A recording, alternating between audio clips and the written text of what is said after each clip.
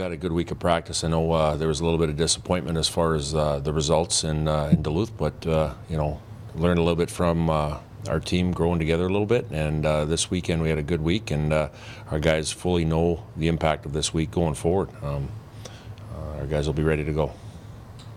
Most of these guys weren't around the last time these teams played. Do they know what the history behind this rivalry and everything, or is this kind of different since they haven't played? No, it's obviously it's it's on our walls all over the rink here down in our level here by the locker room, and you can see all the North Dakota, Minnesota pictures on the wall, and they get it from there.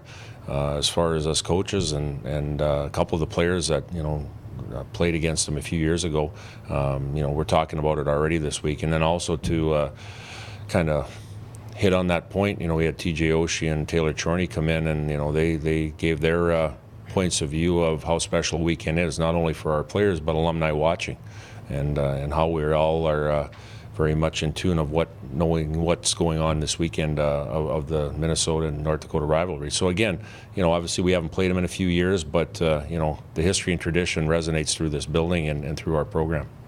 What did Oshie and Chorney have to say to the team? Well, I think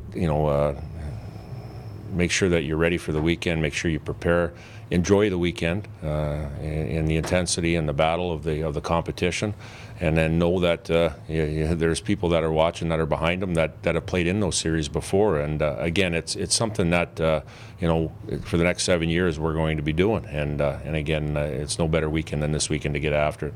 When did you know that those guys were coming down?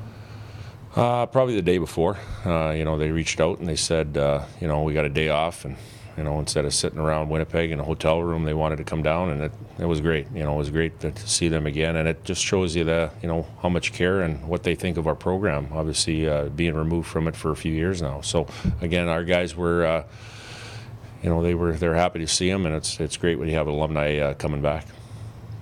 How important was it to kind of get the first road trip out of the way for these young guys? It was very important. Obviously it's an identical, or it's a vast difference of last year. Us going on the road for a full month and then playing at home. Now we were at home for a month, going on the road. So it was good to get out. Obviously, playing against a top-notch team in Duluth.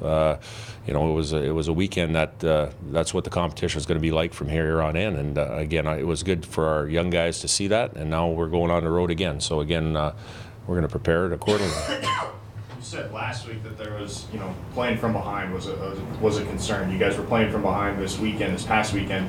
What are you trying to do to maybe correct that and get that going so you guys aren't starting, down 1-0? Yeah, that's a great question. The biggest thing is making sure that we are coming out of the blocks ready to go and trying different line combinations and different things like that, this week in practice.